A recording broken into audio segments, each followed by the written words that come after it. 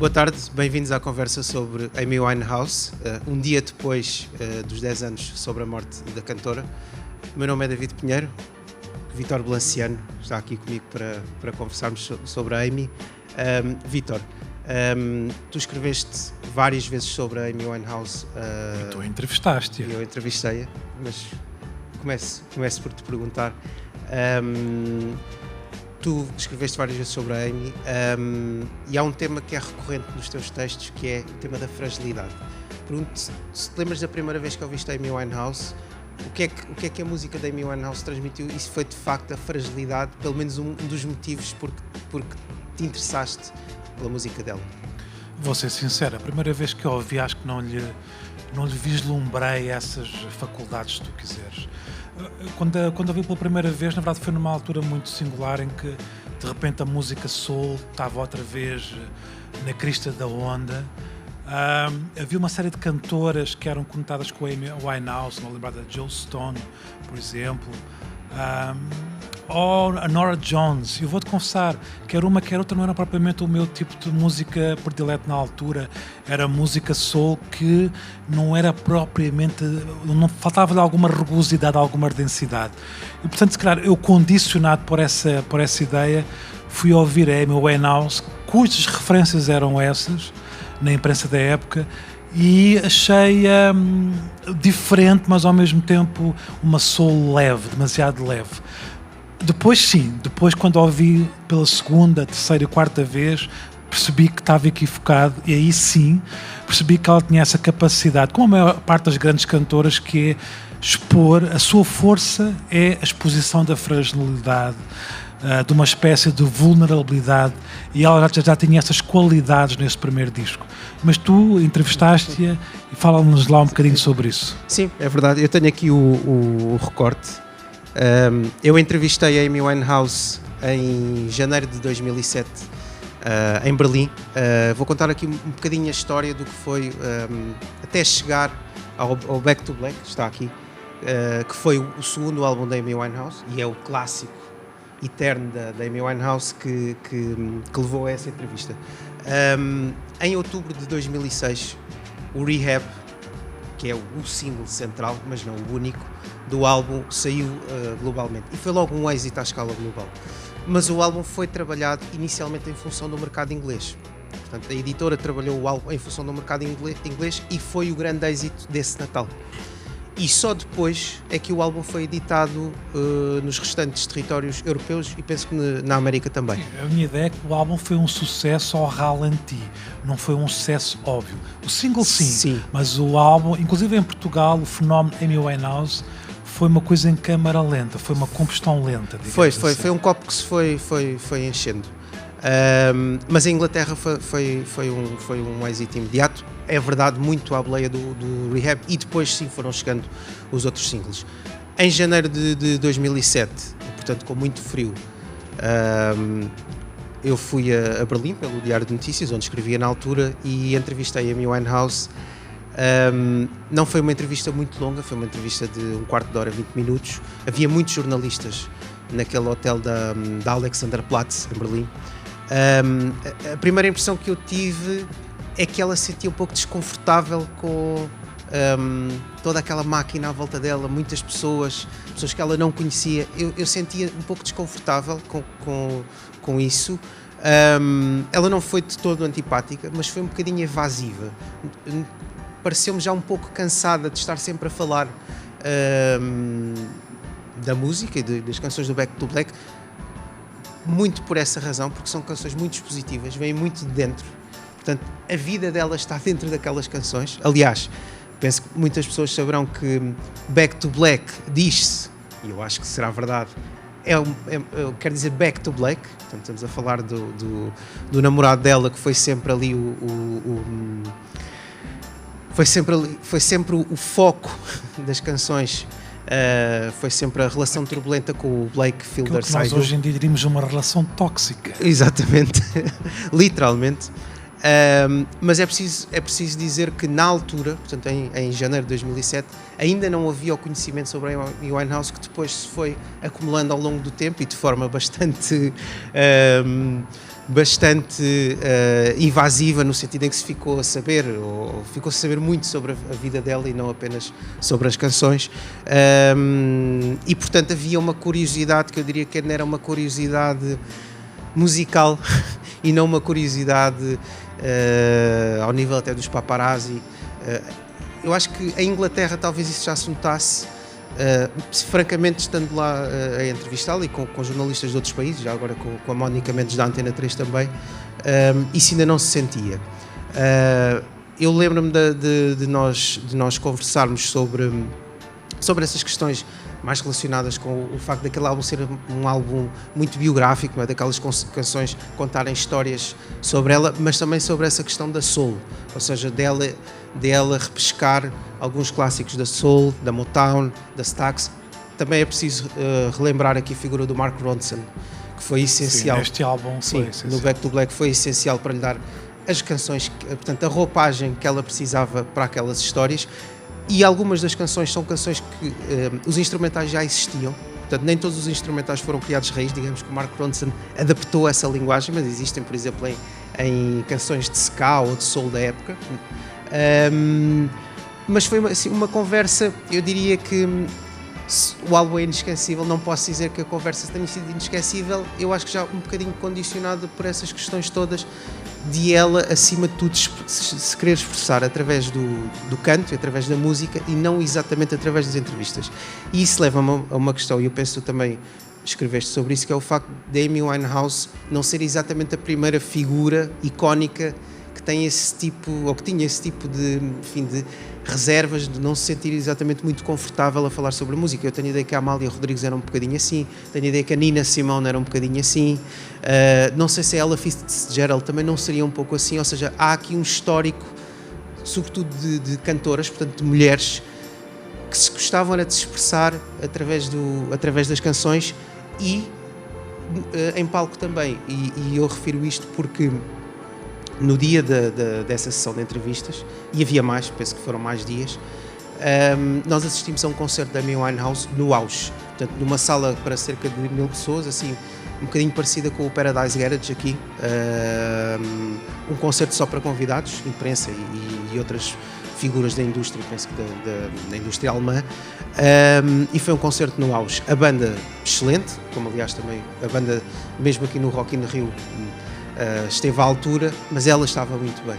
E de facto, quem tinha estado com ela à tarde, um bocadinho presa, até já um pouco cansada, e quem visse aquela mesma figura em palco parecia outra pessoa. De facto, ela no palco soltava-se e aquilo tudo fluía muito naturalmente. Eu acho que, na verdade, pegando no que estás a dizer, pronto, e mais uma vez, nem tu e eu conhecemos a pessoa, portanto conhecemos apenas a figura, enfim, a personalidade musical, a artista, e depois o ícone também, e refletimos sobre o ícone também, mas eu arriscaria dizer que ela provavelmente fora do palco e em cima do palco eram a mesma pessoa. No sentido em que, na verdade, nunca mentia nesse sentido, ou seja, dá-me ideia, eu via 3 vezes em concerto, também o espetáculo do Rock in Rio, e em Londres precisamente 2 vezes em espetáculos para público, salas relativamente de média dimensão, diria, e a sensação que eu tive era precisamente isso, era alguém que não tinha filtros, portanto, ao contrário, sei lá, das estrelas pop, tipo a Madonna, ou Kylie Minogue, ou as contemporâneas, as Beyoncés e por aí fora, onde há, nitidamente, nós reconhecemos um lado estudado, fabricado, se tu quiseres. Eu acho que a Amy Winehouse era alguém que não conseguia jogar à figura pública. Ela era, ponto final. E isso, evidentemente, por um lado é fantástico para quem está a observar isso e para quem está a vivenciar isso.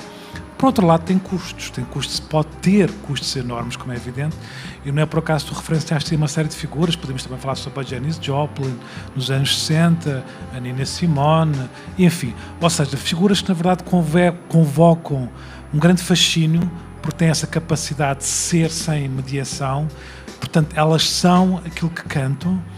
Por outro lado, são figuras que também convocam uma certa arte de tragédia, e daí também haver da parte do público que se identifica com elas, ou quase uma espécie de ligação de proteção, de querer proteger aquelas pessoas, aquelas figuras, porque nos reconhecemos nas suas dores e também nas suas coisas apologéticas e fantásticas, e ao mesmo tempo é como se participássemos também na vida dela.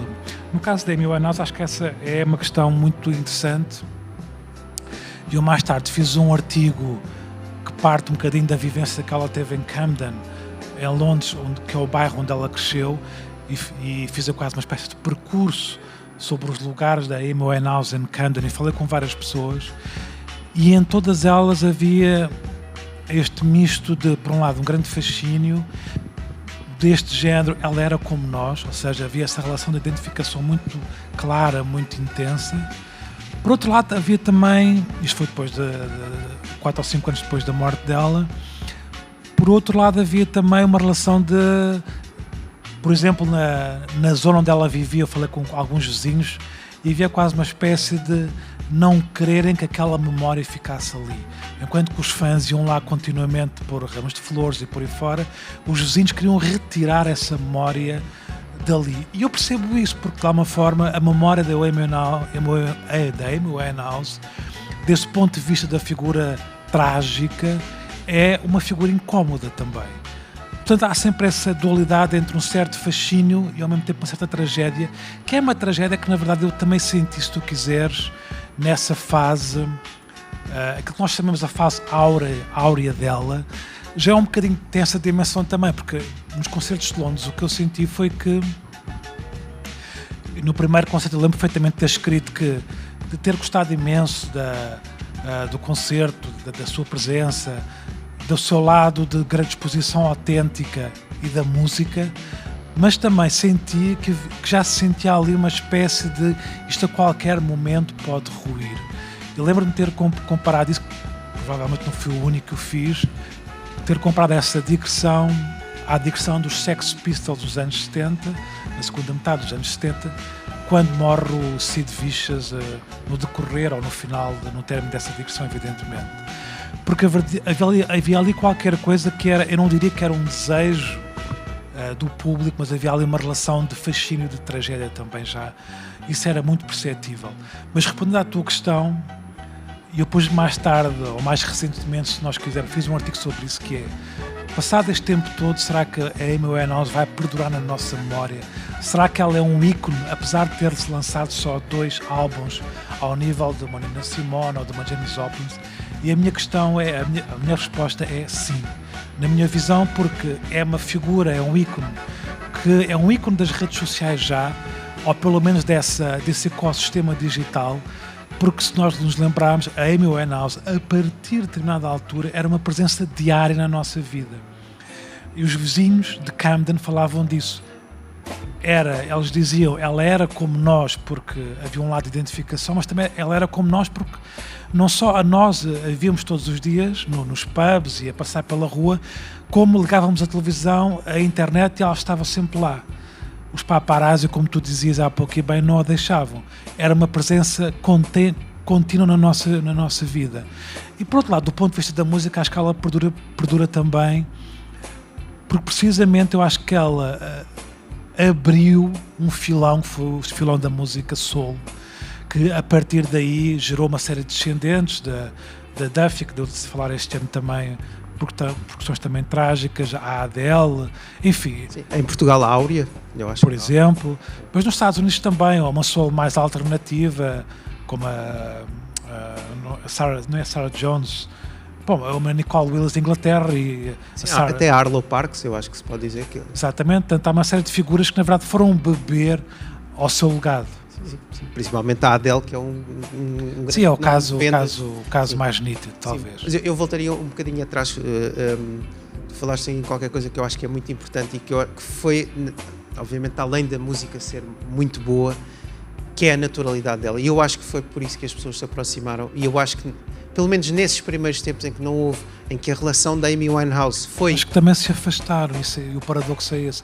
Eu lembro que falou-se imenso no concerto de Rock in Rio da falta de profissionalismo, que a coisa mais burocrática se dizer para alguém que na verdade nós admirávamos por ser autêntica, por ser como é, e ao mesmo tempo criticámos-la por não ser como é. Nós queríamos que no fundo que ela fosse e não fosse. Isso é tramado. Sim. Aliás, tu escrevias no dia da morte dela que era uma vida de tropeções até à queda final.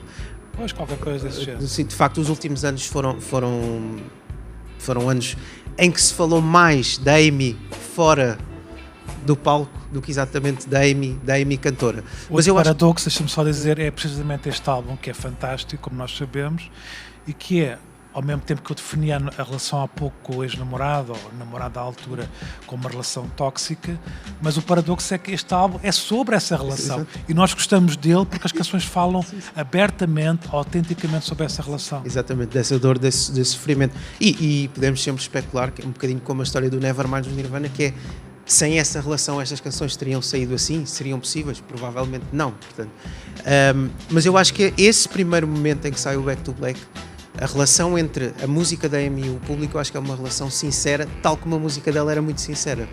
Depois, a partir do momento em que de facto portanto, as canções começam a saltar do espaço da música para o espaço privado, em que começa a haver esse fascínio todo, até da imprensa cor-de-rosa por ela, aí sim eu acho que a relação se começa a diluir e se começa a intoxicar. Mas como tu dizias, eu concordo plenamente, eu acho que ela foi uma figura sincera, verdadeira e transparente até ao fim. Na glória, exatamente, na glória e na tragédia. E acho que é por isso que ela é também uma figura intemporal, além de obviamente estas canções serem canções intemporais e que têm a sua definição, o facto de ser um som mais clássico, eu acho que também ajuda. Portanto, é um som que podemos dizer que já vem dos anos 60 e que ela recuperou e de facto abriu esse filão, como tu dizias.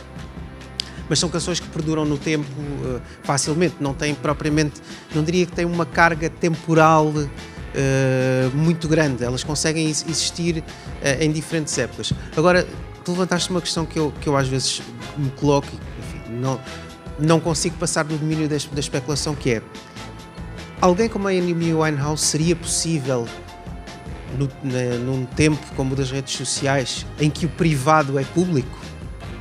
Seria possível dissociar, ou seja, será que ela tinha conseguido pôr a vida dela nestas canções da mesma forma que pôs?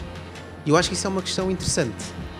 Sim, eu acho que há aí várias questões nessa questão, se tu quiseres. Se nós nos pensarmos, sei lá, por exemplo, a Marilyn Monroe, será que ela conseguia ter uma vida enigmática, como continua a ter, na verdade, hoje em dia? Possivelmente não, mas ao mesmo tempo também há exemplos de pessoas que são celebridades. Talvez o caso mais emblemático no caso da música pop seja o David Bowie, por exemplo, que conseguiram fazer isso, apesar de ser de uma geração completamente diferente. Mas hoje, mesmo hoje, por exemplo, a Beyoncé é alguém que controla muito bem a sua privacidade. Portanto, claro que é possível, eu acho que é possível, mas evidentemente que a relação entre os admiradores e os cantores, neste caso, se transformou imenso por causa do ecossistema digital. E é como se eles fossem quase forçados pelas pessoas a exporem-se. Mas a questão, no caso da Amy Winehouse, acho que é mais vasta do que isso, porque eu acho que é alguém que realmente, e tu já refletiste isto no início, que não conseguia jogar ao jogo da fama. Aliás, há um dos temas que fala um bocadinho sobre esta ideia. Ou seja, sentiu sempre um grande desconforto com essa ideia de ter que explicar-se publicamente. É como se ela fosse alguém que acha que a música dela fala por si. E, na verdade, fala.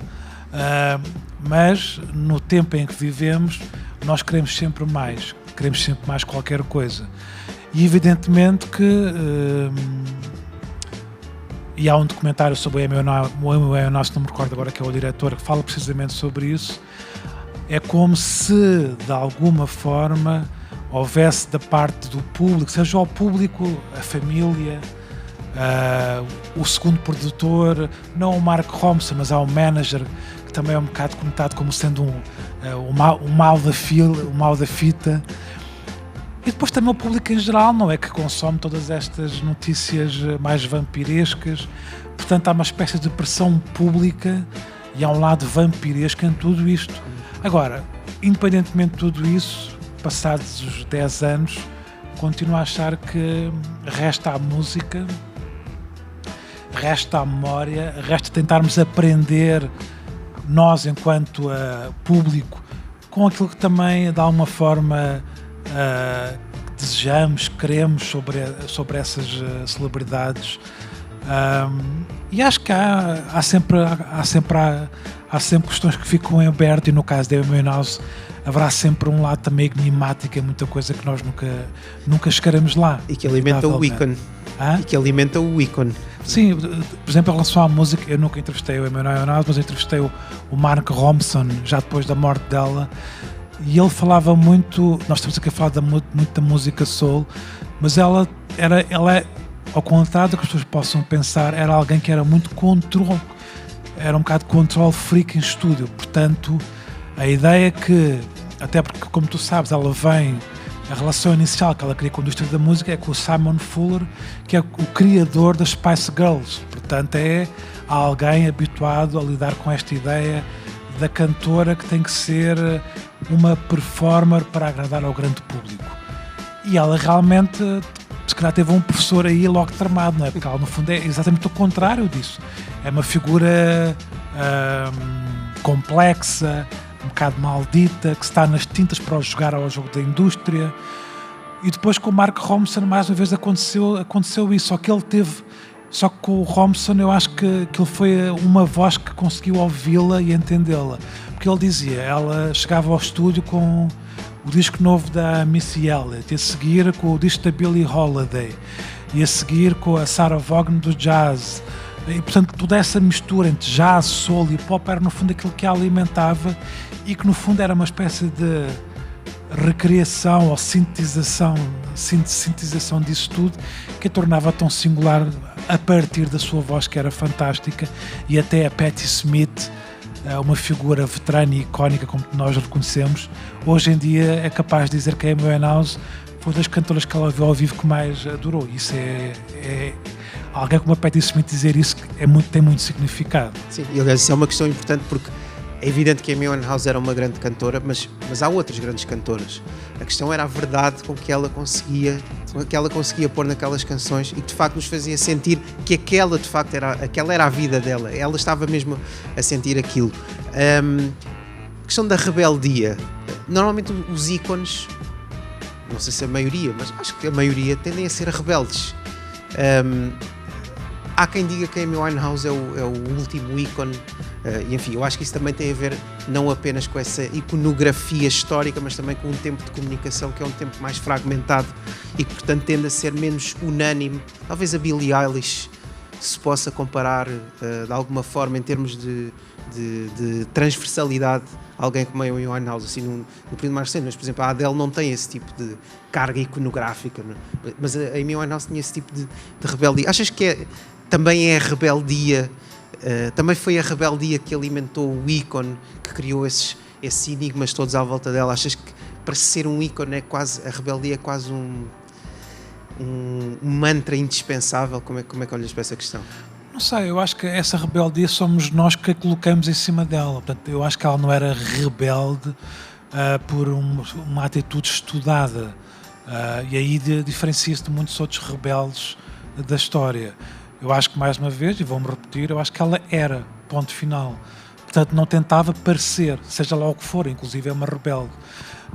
Eu recordo que quando fui a Camden fazer essa história, estive no pub onde ela ia quase todos os finais de tarde, e era muito interessante porque havia poucos sinais da presença dela, mas a casa de banho, enfim, como qualquer casa de banho de um pub, era toda uma iconografia de frases dos fãs em relação a ela. Era quase uma espécie de... A casa de banho eram os fãs a falarem com ela no além. Era tipo, Amy, se estiveres aí a ouvir-me, não sei o quê. E havia constantes apelos a essa ideia de rebeldia. Só que eu acho que essa rebeldia é um desejo das pessoas, na verdade. Eu acho que ela nem sequer estava nem aí. Ela era ela, ponto final. Eu acho que nos últimos tempos a sensação que eu tenho é que ela já estava completamente aliada do resto. Talvez.